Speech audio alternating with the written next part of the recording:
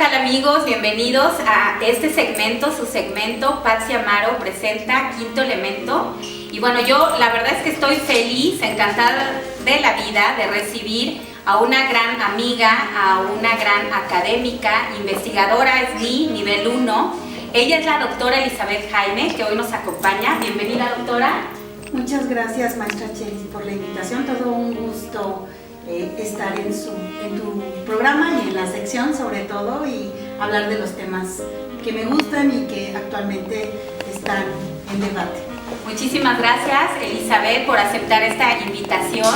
Y bueno, como ya era prometido, nosotros íbamos a traerles temas de interés para ustedes, ¿no? Para las mujeres, para las jóvenes y sobre todo para que tengamos esa cercanía con los temas de la actualidad. Precisamente el 26 de noviembre, Elizabeth, fue el Día Internacional de la No Violencia de Género. Entonces, este es un tema que vamos a poner hoy en la mesa y yo los invito a que se queden, que nos den compartir, que nos den like y que bueno, pues también nos sigan en nuestras redes sociales. Es muy importante su opinión. Y vamos a poner en la mesa el tema del feminismo. Por eso está aquí nuestra especialista, nuestra invitada, que nos va a platicar cuál es el concepto del feminismo y su origen. Gracias. Bueno, el feminismo tiene que ver con la liberación de la mujer, sí. Y como todo proceso histórico, pues tiene una evolución y bueno, podemos decir que lucha por la liberación de las mujeres. Históricamente la figura de las mujeres ha sido marginada. Soy historiadora y desde el punto de la historia, esta no inclusión de las mujeres en los procesos históricos pues ha sido un problema, porque todas las generaciones que nos hemos construido a través de la educación pues hemos creído que hemos avanzado con el rezago de las mujeres, y bueno, precisamente de eso se trata el feminismo, ¿no? Hay actualmente muchas estudiosas. Este siglo XXI es maravilloso porque se están integrando las nuevas generaciones de profesionistas en todas las disciplinas, hablando de esta necesidad de que las mujeres tengamos los derechos, ¿no? Finalmente los tenemos en el caso de México desde 1953 con el derecho al voto, que es una de las justificaciones que históricamente se han manejado, y bueno, aún seguimos a nivel global luchando por los derechos de nuestro género cuando ya no tendría que ser así, ¿no? Y esto nos remite nuevamente a la historia, y bueno, ha sido un proceso muy largo. Tenemos que en el caso de las mujeres, estos movimientos se han ido gestando a partir de que las mujeres se han incorporado a las diferentes luchas a lo largo de la historia. O sea, si hiciéramos un relato sobre todo lo que las mujeres han participado, las mujeres han sido protagonistas importantes, al igual que los varones, en el proceso histórico, solamente que esta historia sesgada, esta historia androcentrista, como muchas feministas la manejan, pues nos ha ido dejando atrás del proceso, y actualmente es lo que te digo, se ha recuperado esta parte. Y a mí me gusta mucho, siempre les digo que es maravilloso ser puente entre siglos. Creo que todos los que estamos aquí, no todos los que estamos aquí, somos puentes entre siglos, es decir, que nacimos después de mediados del siglo XX y hemos visto este proceso cómo ha avanzado rápidamente. A mí me da mucho gusto saber que las nuevas generaciones de mujeres jóvenes que nacieron a finales del siglo XX y en este siglo pues están dando la batalla por todas las que estamos atrás y todas las generaciones que vienen, ¿no? Yo estoy muy contenta por ese proceso. Les decía que históricamente es muy importante ver el proceso de las mujeres porque es precisamente en los contextos de guerra en donde ellas se insertan. Por ejemplo, en la misma Revolución Francesa, que demanda la igualdad entre hombres, bueno, la igualdad del hombre, no dice que de las mujeres y los hombres, solamente dice del hombre. Muchas mujeres participan en clubes, apoyan al proceso de la revolución, y ahí empieza a gestarse estos primeros pininos de las mujeres en el proceso, ¿no? También es importante decirles que todas estas mujeres que participan ya desde el siglo XIX, desde el siglo XVIII y XIX, son mujeres letradas, son mujeres que están dando su manera de ver esta desigualdad y la empiezan a manifestar a través de escritos, ¿no? Tenemos la presencia de escritos muy importantes como son las vindicaciones de las mujeres en el siglo XIX, como una demanda importante, ¿no?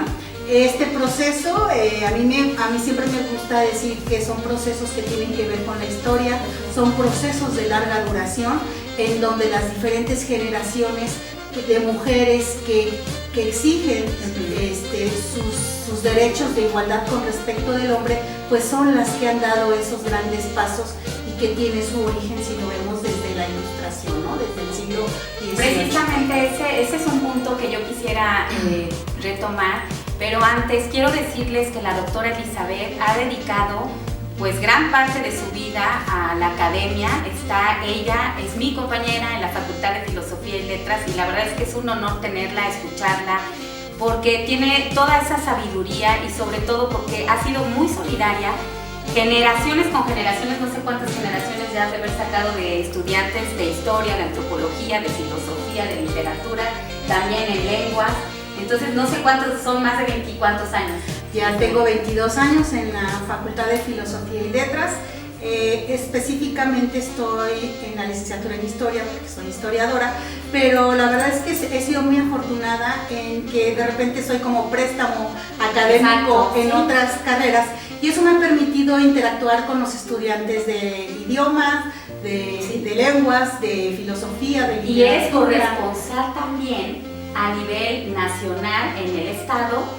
Eres corresponsal de la Academia Mexicana de Historia, ¿no? Sí, ese es un nombramiento que me dieron en el 2019 y bueno, la idea principal de fungir como corresponsal, que es un nombramiento que se otorga a nivel de los estados a partir del 2019, pues es difundir la historia de Tlaxcala. Entonces, bueno, esa es una actividad que ya estoy en avances y bueno, de una vez les digo que dentro de las cosas que haré, pues precisamente es divulgar el papel de las mujeres en la historia junto con todo el contexto y proceso histórico del cual nosotros sabemos. Creo que es importante porque lamentablemente en Tlaxcala estamos muy rezagados de esas historias de las mujeres, ¿no? Se ha producido mucho en el siglo XX, pero no desde la perspectiva histórica, que eso es lo que hay que recuperar. Entonces, por ahí van las líneas de investigación. ¿Por qué no nos platicas un poquito del antes y después? Yo sé que la doctora nos ha comentado ya los inicios de este gran movimiento de mujeres, pero también para comprender a nivel internacional, bueno, ya nos dijo que desde la Ilustración, pero ¿qué marca o qué evento histórico marca un antes y un después para el inicio de este movimiento?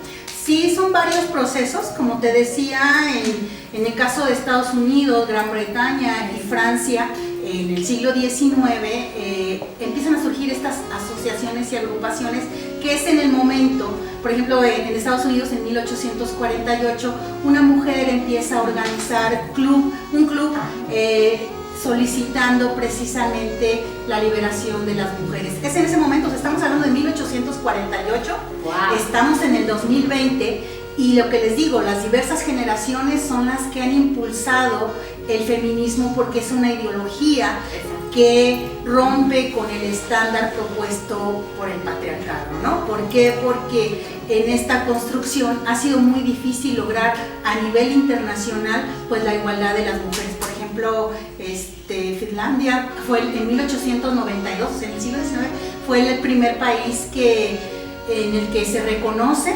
el voto a la mujer, ¿no?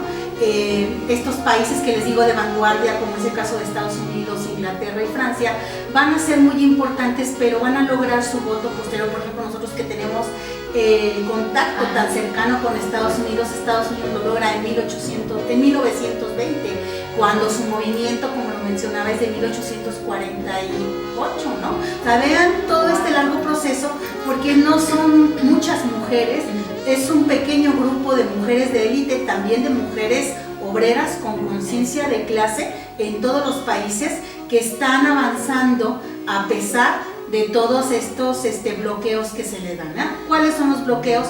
La represión, como ustedes lo han visto últimamente, hay muchas películas que indican el papel de las mujeres en todos los procesos históricos, y bueno, ha sido muy difícil porque en este sistema capitalista y desigual de las relaciones sociales entre hombres y mujeres es muy difícil que se entienda que las mujeres debemos de tener la igualdad, ¿no? Y estas construcciones, porque son construcciones sociales, tienen que ver desde que nacemos, ¿no? A todas las generaciones nos han enseñado que las mujeres y los hombres tienen roles designados diferentes en toda nuestra construcción, dependiendo del contexto y de la condición social donde nos encontremos, ¿no? Sí. Pero esto no debe de ser así, sobre todo porque pues ya estamos en el siglo XXI y la idea es que nos reconstruyamos, ¿no? De construir, es la palabra que utilizan mucho los grupos feministas actuales, es de construirnos de estos roles, ¿no? Que hombres y mujeres tienen mismas capacidades para resolver problemas y también pueden ser actores, ¿no? Y también puede ser, perdón que te interrumpa, reinventarse un poquito en el tema de la historia, reinventarse. O sea, porque siempre hemos tenido esta concepción, como tú ya bien lo comentaste, que tenemos ciertos roles, ciertos papeles. Entonces hay que reinventarse y hay que reconstruir esta parte, ¿no? Claro. Y cómo hablas de estos países subdesarrollados, fíjense qué importante, porque en uno de los promos yo lo comenté. Bueno, Finlandia tiene actualmente una presidenta a cargo. En el tema de COVID creo que también lo ha manejado muy bien. En el caso de Estados Unidos, yo lo comenté también en un promo, de la Alejandría Cortés, de una chica que viene de una base trabajadora, cómo gana en el Bronx y luego ahorita cómo está en la Cámara de Representantes. Entonces, pues parece ser que es una condicionante de los países que están altamente desarrollados y que tienen educación, que tienen acceso a cultura, a muchos factores que son de gran importancia. Claro, la educación es fundamental, pero también es cómo el Estado la va construyendo. Por ejemplo, en el caso de México, es en el porfiriato, o sea, hasta el siglo XIX, hasta 1876, que inicia el porfiriato, que las mujeres, por decreto político y social y construcción del país, empiezan a participar en todos los niveles educativos. Antes de eso, solamente podían acceder a la primaria. Cuando se da el proceso, las mujeres se integran, pero se integran porque tenemos un país muy analfabeta, el 90% de la población es analfabeta, y el país necesita crecer, intentar ser moderno, modernizarse como Estados Unidos, y para eso se requiere tener a la población letrada para que también sea capacitada. Esto también es para los hombres, ¿no? Okay. Pero las mujeres en el porfiriato hay un gran adelanto, porque se crean escuelas, además de las primarias, se crean escuelas secundarias para señoritas, escuelas normales para señoritas, empiezan a tener acceso a la educación en universidades. Es muy restringido y son totalmente violentadas por sus pares profesionales porque no permiten que trabajen, pero es en el porfiriato donde surgen las profesionistas, por supuesto que en un gran número las normalistas, pero también tenemos a las abogadas, a las médicas, a las músicas, jugando un papel importante en la creación de nuevos grupos de mujeres que van a seguir sus pasos, ¿no? Entonces son procesos que para México han sido muy lentos. A mí me da mucho gusto que sea de Finlandia, que finalmente, como te comentaba, es un reflejo de toda esa lucha y de cómo a nivel educativo han ido creciendo y han podido dar un gran paso en términos de las relaciones sociales y de las relaciones entre hombres y mujeres y la igualdad que implica, ¿no? Oye, y entonces aquí en México el movimiento feminista empieza desde el porfiriato. Sí, bueno, lo que se tiene, bueno, hay movimientos incipientes, pero realmente es en el porfiriato en donde se empieza a hablar de feminismo, te decía, por la cercanía que hay con Estados Unidos, y porque en el porfiriato el Estado subvenciona la primera gran entrada de las mujeres a través de la escritura, que es la creación de periódicos, de literatura, con alto contenido de feminismo. El feminismo de principios, de finales del siglo XIX, es un feminismo muy ligero, si lo podemos ver así, destinado a la cuestión de la decisión, que las mujeres puedan decidir y educarse, ¿no? Esta educación es lo que da el pilar. En el caso de Estados Unidos, Inglaterra y Francia, posteriormente empiezan a plantear esta cuestión de la importancia del voto de las mujeres como la necesidad básica para obtener la igualdad. Siempre se cree que cuando logramos una ley, en automático se va a respetar, pero eso requiere de modificación de estructuras, ¿no? Y en este caso son estructuras educativas e ideológicas que avanzan muy lentamente. Avanzan muy lentamente, pero yo sí creo que estas jóvenes del siglo XXI o finales del siglo XX están haciendo cosas fenomenales para todas, ¿no? En el presente y en lo que viene. Porque están como que marcando esa pauta y pues van atrás, como usted bien lo dijo hace ratito fuera de cámaras, que qué importante es que las generaciones empiecen a marcar estas pautas y pues a ir ocupando también estos espacios, ¿no? Sí. En todas las áreas. Y algo que quedó ahí como pendiente es quién es la primera mujer que es reconocida como feminista. Se llama Laura Wright de Clayton. Aunque ella era mexicana, tiene apellidos pues extranjeros. Ella es la que edita una de estas revistas que te digo que se llama Violetas de la Náhuatl, y dentro de los contenidos que empieza a plantear pues es esta cuestión de la emancipación de las mujeres a través de la educación. Ella va a ser el primer pilar que va a solicitar esta propuesta.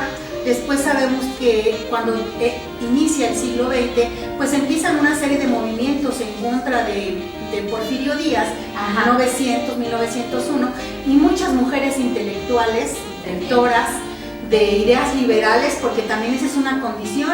La mayor parte de las mujeres que participan en estos procesos tienen ideas liberales, ideas diferentes, que eso es lo que marca la diferencia cuando se está cambiando de estas posiciones, ¿no? Entonces tenemos a estas mujeres que están escribiendo y pues un grupo de lectoras a nivel nacional que están leyendo sobre estas propuestas. Entonces, esta es una propuesta que lanzan algunas, pero que es leída por varias, ¿no? Y muchas de ellas son mujeres de élite, ese es otro elemento importante. Después tenemos estas mujeres que participan entre 1900 y 1910 en ideas liberales.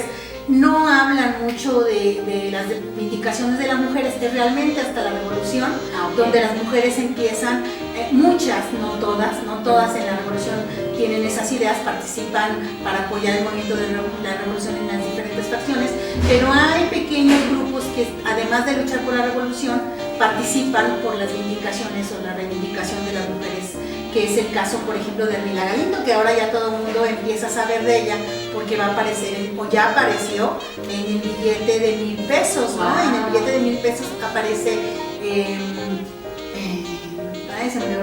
es Carmen Cerdán y Hermila Galindo y Francisco I. Madero.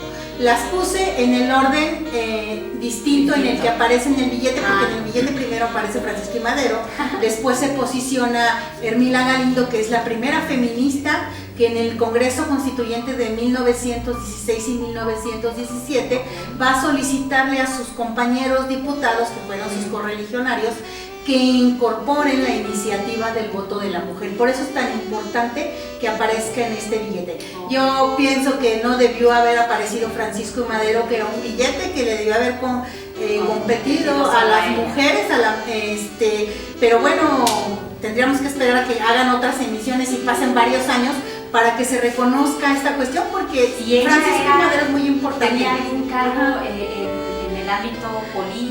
No, bueno, ella es importante porque en la revolución con Francisco I. Madero empieza a participar como propagandista. Los propagandistas son hombres y mujeres que difunden la revolución.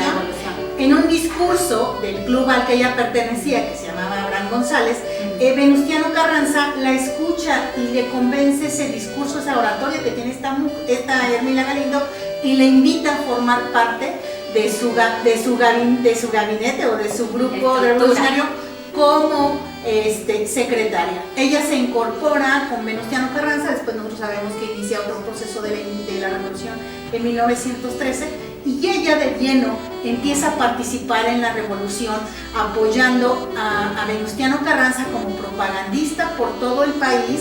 O sea, son mujeres, también es algo muy interesante, las mujeres que participan en estos movimientos feministas y revolucionarios se mueven, tienen movilidad geográfica, y es otro elemento importante. Tienen educación y tienen movilidad geográfica. Cada que Entonces, fíjense viajamos, las características, si las puedes repetir, Eli, son educación, movilidad geográfica, la cuestión generacional. A veces los jóvenes nos dicen, ay, es que son de las generaciones anteriores, pero no se entienden. Pero hay un punto en el que sí nos comprendemos. Por ejemplo, yo puedo comprender perfectamente a mis antecesoras, a las del siglo XVIII, a las del siglo XIX, a las de mediados del siglo XX, donde yo me gesté, ¿no? A las que siguen y a las que ahorita están. Quizás también en el caso tuyo y mío, el que estemos en la universidad nos permite estar constantemente entendiendo estas nuevas necesidades de los jóvenes y cómo han cambiado, ¿no? A mí me da mucho gusto, cada que yo doy mis clases, en mis materias inserto, por ejemplo, estas cuestiones que son negadas en la historia, y me escuchan y pues tienen que leer porque es parte de la actividad, pero cuando se gradúan, ahorita que las veo en Facebook, o sea, muchas ya son feministas declaradas, muchas ya protestan y entonces esos son grandes pasos de las que fueron tus alumnas, perdón que te interrumpa, pero de las que fueron sus alumnas, la verdad es que las ves y tienen mucha participación en este movimiento, y la verdad es que es un movimiento que pues ha generado controversia. Vamos a seguir preguntándole a la doctora, porque es muy importante conocer este punto de vista. Han sido los logros más significativos del movimiento feminista en nuestro país, y bueno, como ya lo dijo la doctora, nos dijo que uno de los eventos que marcan también la historia es el derecho al voto, ¿no? Pero bueno, en este contexto, si nos pudieras ampliar un poquito la idea. Sí, bueno, digo, a nivel nacional hemos tenido muchos derechos, pero finalmente somos el reflejo histórico de todas estas mujeres precursoras que han ido luchando en diferentes generaciones porque tengamos la igualdad.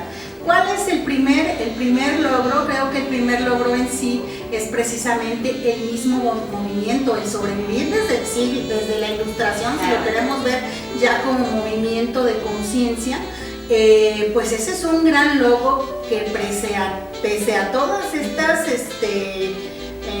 limitaciones de represión y de mala difusión del feminismo, continúa fortaleciéndose para que en el presente inmediato, yo espero, pues sea reconocido. Pero esto requiere de mucha educación, como te digo. Yo pienso que sí lo vamos a lograr, y que espero que mis ojos lo vean, y sobre todo que las generaciones que sigan se vean beneficiadas. ¿Qué ha pasado también con esta corriente? Esta corriente ideológica ha generado pensamiento, ha generado pensamiento crítico, por ejemplo, a través de las ideas, ¿no? Todas estas construcciones metodológicas y teóricas que se han construido en torno al feminismo es un gran avance. También, por ejemplo, esta segunda ola de feminismo, la primera son los antecedentes, las mujeres que empiezan a luchar. La segunda es esta que surge en el siglo XX con las maestras. Yo tengo muchas maestras que en mi carrera no es que me